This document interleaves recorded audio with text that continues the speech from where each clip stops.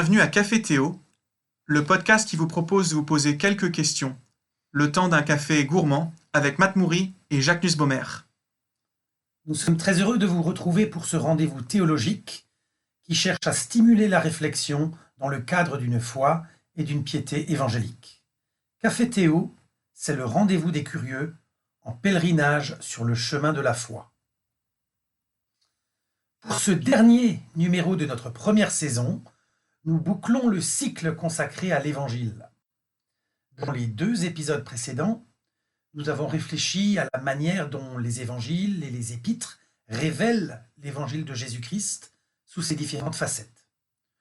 Aujourd'hui, nous allons tenter d'opérer une synthèse des données que nous avons rassemblées et de proposer une possible définition de l'évangile. Pour nous aider à y réfléchir, nous recevons aujourd'hui Donald Cobb, exégète et professeur de grec et de Nouveau Testament à la faculté Jean Calvin d'Aix-en-Provence. Bonjour Donald. Alors la question traditionnelle dans cette émission, c'est comment tu le prends, ton café ? Bonjour. Eh bien, je prends mon café noir, fort et le plus souvent possible. Merci beaucoup Donald. Alors, chers auditeurs, si vous passez par Aix-en-Provence, n'hésitez pas à partager un café avec Donald noir et puis le plus souvent possible. Vous pouvez aussi, dès à présent, préparer votre breuvage préféré avant de vous installer confortablement pour suivre notre discussion. Alors, Donald, tu as rédigé il y a déjà quelques années ta thèse de doctorat sur la notion d'alliance dans l'Épître aux Galates. Tu connais donc bien ce qu'on appelle les études pauliniennes, et ça fait un petit peu le lien avec notre émission précédente où nous recevions Jonathan Thiessen qui portait justement sur les épîtres. Comment est-ce que tu résumerais, toi, la vision paulinienne de l'Évangile? Nous avons vu la dernière fois avec Jonathan Thiessen que le message de la résurrection était particulièrement prégnant chez l'apôtre Paul, mais j'imagine qu'il y a peut-être d'autres traits saillants qu'on n'a pas eu le temps d'aborder. Alors, selon toi, en résumé, qu'est-ce que l'Évangile pour Paul? Eh bien, l'évangile chez Paul est à la fois quelque chose de très simple et en même temps de très ample. Il y a pour moi 3 éléments qui sont centraux, 2 textes qui développent ces éléments. Le premier texte, c'est 1 Corinthiens 15, les versets 3 à 5, où Paul reprend en fait une confession de foi de l'Église primitive, confession qui remonte probablement au début des années 30, c'est-à-dire vraiment à quelques petites années après la résurrection de Jésus. Et là, dans ces versets, Paul il rappelle l'évangile qu'il avait déjà transmis aux Corinthiens et il donne un certain nombre d'éléments qui sont simples et qui tournent chaque fois autour du Christ. Ce qu'il dit, c'est que le Christ est mort pour nos péchés, selon les Écritures, il a été enseveli, il est ressuscité le 3e jour, selon les Écritures, et il a été vu par les disciples et d'autres personnes. Autrement dit, dans ce passage d'1 Corinthiens, l'Évangile, c'est essentiellement la mort, la résurrection de Jésus-Christ. Ça, c'est le premier texte du avec. Le deuxième texte développe cela un peu plus et c'est le début de l'épître aux Romains. Ce qu'il faut savoir au sujet des épîtres du Nouveau Testament, c'est que comme il n'y avait pas de table des matières comme aujourd'hui, eh bien souvent le début de l'épître donne petite idée de ce qui va être développé dans les chapitres suivants. L'épître aux Romains n'est pas une exception à cela. Et donc, d'emblée, Paul écrit aux Romains, à cette église de Rome qu'il ne connaît pas, en parlant de l'Évangile. Et donc, au début de l'épître aux Romains, il dit « Paul, serviteur du Christ Jésus, appelé à être apôtre, mis à part pour l'Évangile de Dieu, cet Évangile, Dieu l'avait promis auparavant par ses prophètes dans les Saintes Écritures, il concerne son Fils, né de la descendance de David selon la chair, est déclaré fils de Dieu avec puissance selon l'esprit de sainteté par sa résurrection d'entre les morts, Jésus-Christ notre Seigneur. » Et là, on a un certain nombre d'éléments qu'on a déjà vus en 1 Corinthiens 15, mais avec quelques enrichissements aussi. Jésus-Christ est celui dont il est question dans l'Évangile. L'Évangile concerne Jésus-Christ. Jésus-Christ accomplit les promesses de l'Ancien Testament. Au centre de ce qu'il a fait, c'est sa mort sur la croix et sa résurrection. Et puis, l'aboutissement de tout cela, Jésus-Christ est notre Seigneur. On pourrait ajouter aussi le retour du Christ, pour être tout à fait complet. Donc ça, c'est deux textes où Paul donne de façon très ramassée l'évangile qu'il annonce. C'est l'évangile qui lui a été confié. Et puis, troisième élément, toujours dans cet épître aux Romains, un tout petit peu plus loin, Paul va aborder ce que moi j'appellerais son évangile. Et là, on voit ces versets très connus, donc les versets 16 et 17, « Je n'ai pas honte de l'évangile. C'est une puissance de Dieu pour le salut de quiconque croit, du juif premièrement, puis du grec. En effet, la justice de Dieu s'y révèle par la foi, pour la foi, selon qu'il est écrit, le juste vivra par la foi. » Paul, qui a reçu cette vocation particulière d'être apôtre des nations, a dû réfléchir en rapport avec cet évangile qu'il avait reçu, en se disant qu'est-ce qui fait que cet évangile n'est pas destiné seulement aux Juifs, mais qu'il est destiné aussi aux non-Juifs. Avec la question, est-ce qu'il faut être circoncis pour faire partie du peuple de Dieu? Est-ce que le non-Juif doit prendre sur lui le joug de la Torah pour recevoir l'évangile? Et là, Paul va développer une des implications centrales de l'évangile, à savoir que puisque Jésus-Christ est le cœur de l'évangile, eh bien, on reçoit cet évangile en recevant le Christ, c'est-à-dire par la foi. Et donc là, on a, me semble-t-il, vraiment le cœur de l'évangile paulinien. Merci Donald pour cette réponse qui déjà complète et enrichit bien la vision qui a pu s'esquisser à partir des précédents épisodes. Alors, au-delà de Paul et en prenant en compte peut-être plus largement l'ensemble du Nouveau Testament, je crois que tu as eu l'occasion d'écrire et de réfléchir à cette question de l'évangile au fil du temps. Tu as même écrit un article, je crois, dans la revue réformée, la revue de la faculté Jean Calvin à Aix-en-Provence, un article qui portait précisément sur le sujet de l'évangile. Alors on est un peu curieux dans ce podcast et on voudrait savoir qu'est-ce qui t'a amené à vraiment t'intéresser à ce thème, en particulier l'évangile, et quelle était finalement la principale thèse de ton article? Je dois dire que depuis plusieurs années, il y a quelque chose qui me poursuit un peu et qui, dans un premier temps, m'a vraiment troublé. C'est ce qu'on pourrait considérer comme, disons, une façon courante de caractériser l'évangile en parlant de l'évangile du pardon ou l'évangile de l'amour inconditionnel de Dieu, ou encore de l'évangile de la justification par la foi. Et on a en fait là une notion assez impersonnelle de ce qu'est l'évangile. Comme on vient de voir, ça peut marcher quand on regarde les épîtres de Paul, mais dès qu'on sort des épîtres pauliniennes, on constate qu'il y a d'autres présentations de cet évangile. Et dans les évangiles synoptiques notamment, il est souvent question de l'évangile du royaume de Dieu, ce qui semble être autre chose. Quand on arrive au début du livre des Actes, au jour de Pentecôte, Pierre annonce l'évangile. Qu'est-ce qu'il annonce?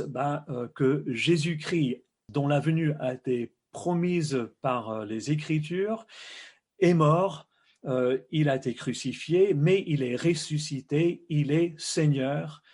Et comme Pierre dit, ce Jésus de Nazareth que vous avez crucifié en le pendant au bois, Dieu l'a ressuscité, il en a fait Christ et Seigneur. Et quand on lit cela, on se dit que clairement Pierre a annoncé l'évangile, mais il n'est nulle part question de la justification par la foi. Ça peut être une implication, ça peut être sous-entendu, mais ça ne fait pas partie de ce que Pierre dit ce jour-là. Le pardon vient après coup, lorsque les personnes de la foule disent « qu'est-ce qu'on doit faire ?»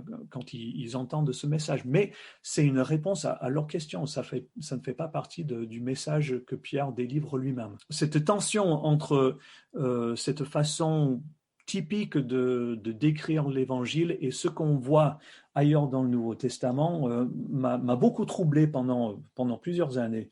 Et la question que j'avais en faisant cet article, c'est comment concilier ces différentes présentations. Il faut savoir aussi que depuis quelques années, dans le monde anglo-saxon notamment, il y a une discussion assez vive entre évangéliques. Certains qui disent l'évangile, c'est l'évangile du royaume. D'autres qui répliquent en disant non, ce n'est pas l'évangile du royaume, c'est l'évangile de la justification par la foi ou l'évangile du pardon des péchés.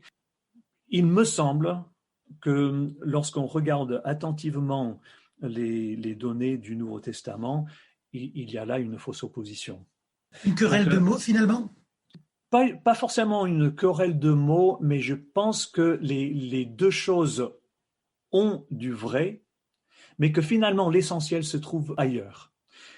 Comme on a vu, l'évangile, c'est d'abord Jésus-Christ mort et ressuscité qui règne en Seigneur. Si on regarde l'ensemble des données dans le Nouveau Testament, c'est cela qu'on voit. C'est cette affirmation que le Christ mort et ressuscité règne en Seigneur et qu'il associe à son règne ceux qui placent leur foi en lui, ceux qui font, on pourrait dire, qui lui vouent leur allégeance. Et ce Christ qui est au centre de l'Évangile est celui qui fait venir ce règne de Dieu. Ce règne de Dieu qui ne se limite pas à notre relation personnelle avec lui, mais qui englobe finalement la création tout entière, puisque le règne de Dieu, le royaume de Dieu au sens le plus large, c'est cette création transformée, glorifiée. Donc la bonne nouvelle finalement, c'est que Jésus-Christ règne, fondamentalement. Il faudrait développer, mais oui, en un mot, on pourrait le dire comme ça, tout à fait. Jésus-Christ règne, mais pas forcément de la manière dont les rois humains, les rois pécheurs règnent. À t'écouter, Donald, ce qui me frappe, c'est à la fois le caractère, je dirais, scripturaire de ton propos, mais aussi, du coup, le décalage qui peut exister avec les annonces habituelles de l'Évangile dans nos communautés, et notamment nos communautés évangéliques. Ma question qui en découle est donc la suivante. En quoi est-ce que la vision que tu développes peut compléter, amender ou aider à repenser la présentation courante de l'Évangile dans nos milieux évangéliques ? Je crois qu'il y a un problème potentiel dans cette présentation courante, à savoir que si on présente l'Évangile comme étant simplement cette promesse que Dieu te pardonnera tes péchés, il te sauvera, finalement on a un Évangile où on risque de rester centré sur soi. Et finalement le problème du péché, pas vraiment abordé. Qu'est-ce que le péché finalement ? C'est cet égocentrisme, le fait d'être centré sur soi plutôt que sur Dieu et sur les autres. Un évangile qui ne fait que promettre le pardon des péchés et le salut laisse ou risque de laisser l'individu dans son égocentrisme. Alors que si on dit que l'évangile, c'est la seigneurie de Jésus-Christ sur nos vies, mais aussi sur la création, eh bien, d'abord, c'est le Christ qui est glorifié, et ça veut dire qu'en saisissant cet évangile, eh bien, nous entrons dans une histoire qui nous dépasse infiniment et qui a pour finalité le renouvellement, la glorification de toutes choses. Excellent, merci beaucoup Donald. Une invitation à nous décentrer de nous-mêmes et à nous recentrer sur Christ et sur la gloire à venir. Nous sommes arrivés à mi-parcours de notre échange avec Donald Cobb. Avant d'aller plus loin, prenons le temps d'une pause musicale.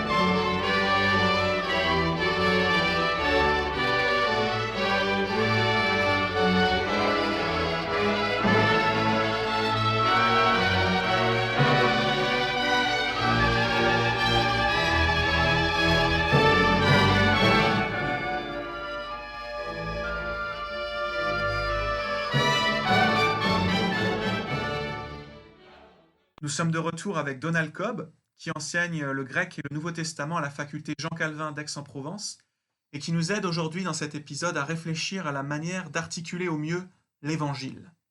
Alors Donald, nous essayons de prolonger ou d'élaborer un peu cette vision de l'Évangile à partir de la réflexion que tu as proposée dans la Revue Réformée, dans cet article qui s'intitule « Évangile du royaume et Évangile de la grâce, quelle articulation ?» Alors justement, ta réponse juste avant la pause montrait qu'on a parfois le sentiment qu'il existe quelque part deux évangiles en tension. Un qui serait plus centré sur l'œuvre de Dieu, en Jésus-Christ, et l'autre qui serait plus centré sur l'homme qui répond à Jésus-Christ ou qui est sauvé par Jésus-Christ. Alors, comment est-ce qu'on pourrait surmonter cette opposition? Et en fait, est-ce que c'est véritablement une opposition? Oui, effectivement, un des sujets très discutés, cela concerne ce qu'on dirait le côté anthropocentrique de l'Évangile, c'est-à-dire centré sur l'homme, simplement, en opposition à une vision théocentrique centrée sur Dieu. Et ces tendances qu'on retrouve dans différents milieux, entre une approche anthropocentrique centrée sur l'homme et une vision, disons, plus théocentrique, eh bien, ces oppositions, on les retrouve souvent dans nos discours.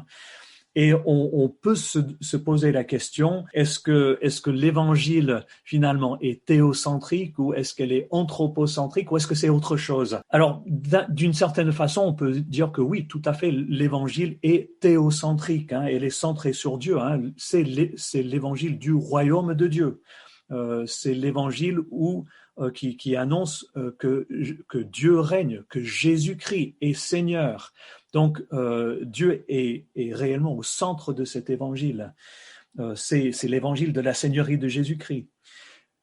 Mais en même temps, et c'est vrai que c'est une réflexion que je mène depuis quelques années seulement, mais de façon de plus en plus précise, en même temps, Jésus-Christ est aussi homme.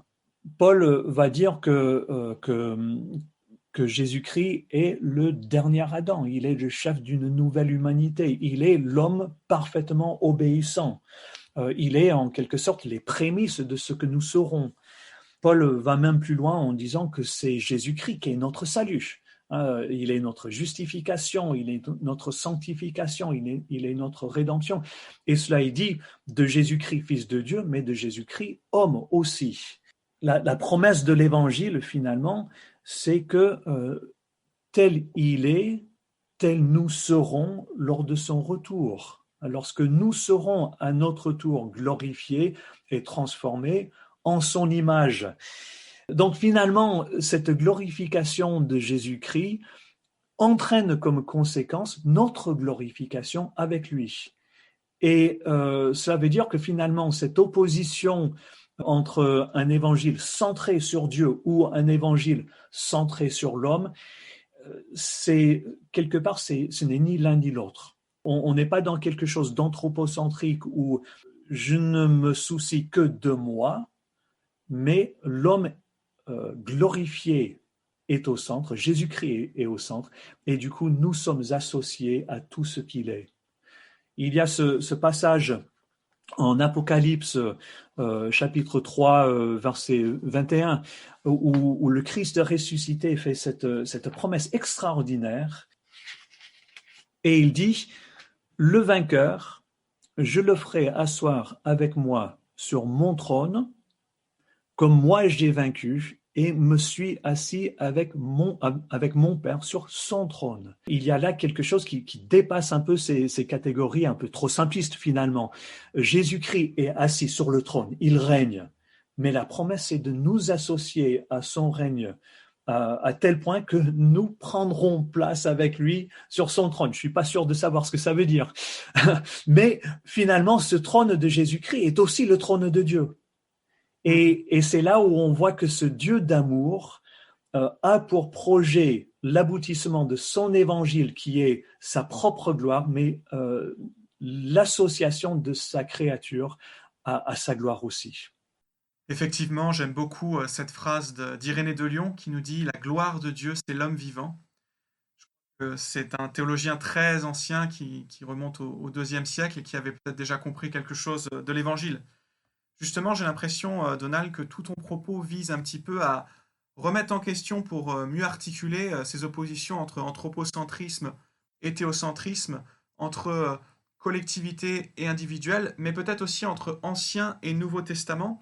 Alors comment est-ce que finalement l'Évangile est l'accomplissement aussi de l'Ancien Testament? Parce que bien souvent, on entend des présentations de l'Évangile qui font complètement fi de toute la première partie de la Bible, en fait des 2 tiers de la révélation biblique, c'est-à-dire l'Ancien Testament. Donc comment est-ce que dans l'Évangile se tiennent en quelque sorte l'Ancien et le Nouveau? Je réponds à cette question par le biais d'un passage précis qui se trouve tout à la fin de l'Évangile de Matthieu, où le Christ ressuscité appelle ses disciples autour de lui et il dit ces passages très connus en Matthieu 28 à partir du verset 18. Donc Jésus s'approcha et leur parla ainsi: « Tout pouvoir m'a été donné dans le ciel et sur la terre. » Et on a l'impression que ce que Jésus dit, c'est un peu la préface au commandement missionnaire. En fait, c'est le contenu de l'Évangile, comme nous l'avons vu. Et la preuve se trouve dans un petit mot qui vient juste après, qui souvent n'est même pas traduit. Mais si on lit tout cela dans le contexte, Jésus dit « Tout pouvoir m'a été donné dans le ciel et sur la terre. Allez donc, faites de toutes les nations des disciples. » Autrement dit, le Christ ressuscité a reçu toute autorité. La conséquence, c'est que ses disciples sont appelés à aller et à faire des disciples. Or, ce qui est fascinant dans ce passage, c'est qu'il y a une allusion à l'Ancien Testament. Et cette allusion trouve sa source dans le livre de Daniel, au chapitre 7, dans cet autre passage bien connu où dans une vision, Daniel voit celui qui est comme un fils d'homme, le fils de l'homme qui s'approche de l'ancien des jours, de Dieu. Et nous lisons ceci en Daniel 7, je prends à partir du verset 13. « Et voici que sur les nuées du ciel arriva comme un fils d'homme, il s'avança vers l'ancien des jours, et on le fit approcher de lui.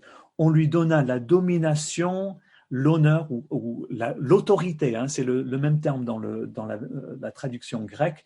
On lui donna l'autorité, l'honneur et le royaume, et tous les peuples, les nations et les hommes de toute langue le servirent. Sa domination est une domination éternelle qui ne passera pas, et sa royauté ne sera jamais détruite. Ce que dit le Christ ressuscité en envoyant ses disciples, c'est le Fils de l'homme s'est approché de l'Ancien des jours. Il a reçu l'autorité. Maintenant, faites des nations des disciples pour que toutes les nations servent ce Fils de l'homme. Et pour aller un tout petit peu plus loin, parce que ça pose aussi la question du rapport entre l'évangile, disons, individuel et l'évangile collectif. Ce qui est frappant dans ce passage, c'est que tout de suite après, ce qui est vrai du Fils de l'homme est vrai aussi du peuple du Très-Haut, c'est-à-dire de ceux qui s'associent à ce Fils d'homme. Et on lit à la fin du chapitre, au verset 27, donc de Daniel 7, « Le royaume, la domination, l'autorité et la grandeur de tous les royaumes qui sont sous le ciel seront donnés au peuple des saints du Très-Haut. Son royaume est un royaume éternel et tous les dominateurs le serviront et lui obéiront. » Et là, de nouveau, on a cette idée que ceux qui appartiennent au Fils de l'homme partagent avec lui sa victoire. Du coup, Donald, là, à ce stade de notre émission, j'ai envie de te demander de nouveau, de reposer la question, qu'est-ce que l'Évangile, au fond? Le message de la croix, le message du royaume, de la parousie, de l'allégeance au roi Jésus-Christ? Bref, est-ce que tu pourrais retenter peut-être, de nous donner une définition possible de l'Évangile. C'est tout cela, effectivement.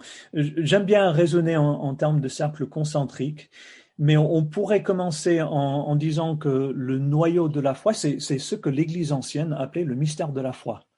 C'est-à-dire Christ est venu, Christ est mort, Christ est ressuscité, Christ revient. Quelque part, si on voulait donner une définition succincte de l'Évangile, ce serait cela. Ça, c'est le noyau dur de l'Évangile. Ensuite, il y a un deuxième cercle plus large qui contient les implications de cela, c'est-à-dire le pardon que nous avons parce que nous sommes associés au vainqueur, la réconciliation, la justification par la foi. Tout cela, ce sont en même temps des implications de ce noyau dur et ces choses sont aussi associées à l'Évangile.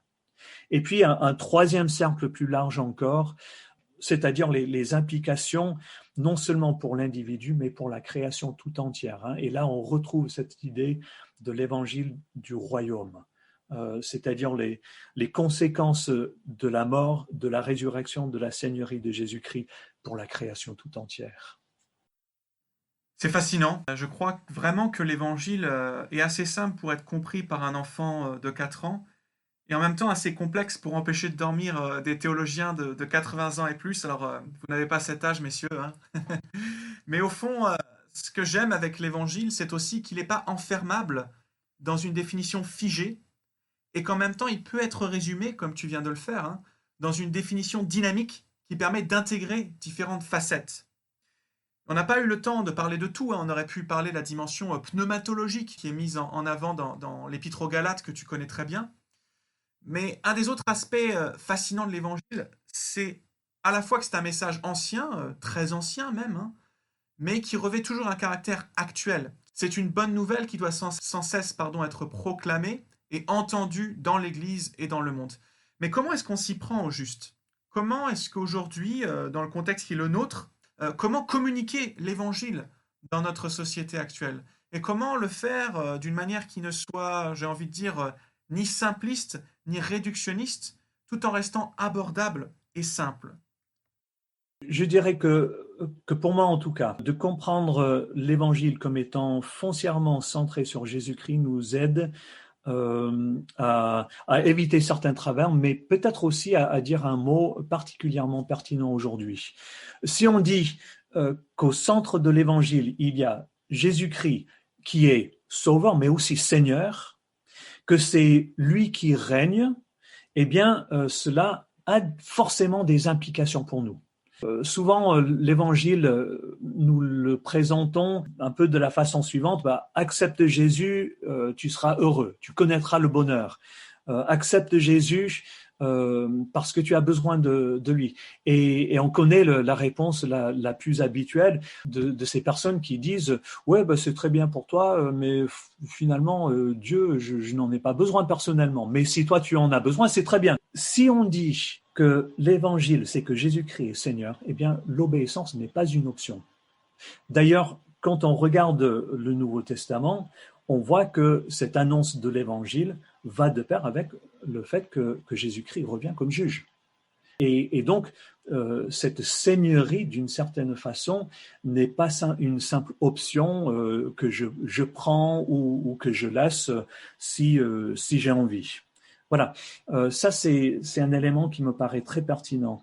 Puis, deuxièmement, je pense que de comprendre l'Évangile comme centré sur la Seigneurie de Jésus, cela veut dire qu'il y a aussi des implications pour nous en ce qui concerne notre vie de disciple.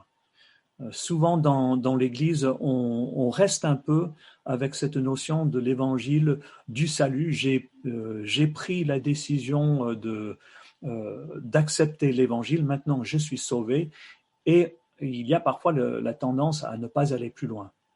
Or, l'implication de l'Évangile de la Seigneurie de Jésus-Christ, c'est que nous qui recevons Jésus-Christ, eh bien, nous sommes appelés à marcher à sa suite, c'est-à-dire à entrer dans une vie de disciple. Merci beaucoup, Donald Cobb, d'avoir accepté d'échanger avec nous aujourd'hui. Chers auditeurs, j'espère que vous avez apprécié nos échanges. N'hésitez pas à nous faire part de vos réflexions, de vos remarques, de vos suggestions même.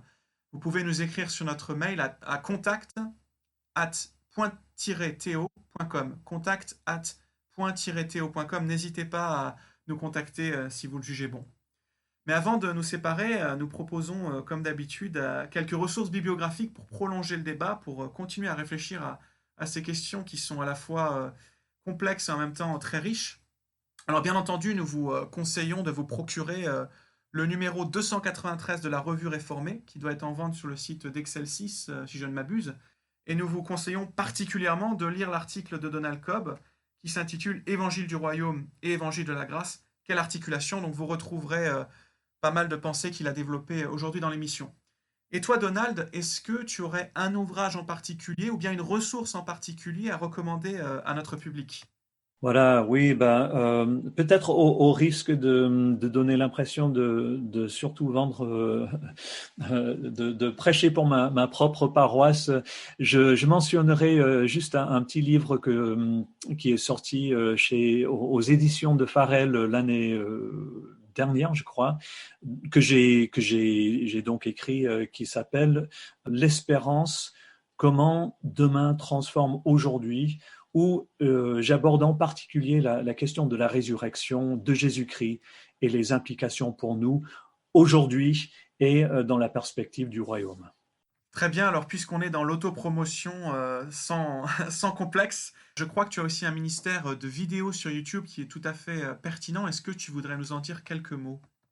J'ai parlé il y a quelques instants en disant qu'une des implications nécessaires de cet évangile, c'est une prise au sérieux du discipulat, d'une vie de disciple. Et il me semble qu'il y aurait des choses à dire aujourd'hui pour nos églises. Et donc, depuis 2 ans, je travaille avec un autre pasteur. Donc, c'est une série de vidéos. Nous avons 15 qui sont déjà ou sur YouTube ou en production. Donc, le ministère s'appelle Suivre Jésus. Et il suffit d'aller sur YouTube, de taper « Suivre Jésus, vie de disciple » et vous accédez directement à ces vidéos. Un très grand merci, Donald, d'avoir partagé ce moment avec nous. Alors, notre programme touche malheureusement à sa fin, clôturant ainsi la première saison du Café Théo. Mais nous nous retrouverons, Dieu voulant, à la rentrée de septembre pour lancer la saison 2 du Café Théo. Matt et moi préparons dès à présent de nouveaux épisodes sur plusieurs thématiques. Alors nous ne vous en dirons pas plus aujourd'hui, mais je peux vous assurer que nous allons nous régaler ensemble l'année prochaine. C'était Café Théo, le podcast de théologie qui vous propose de se poser quelques questions, le temps d'un café gourmand. Merci de nous avoir suivis, à bientôt!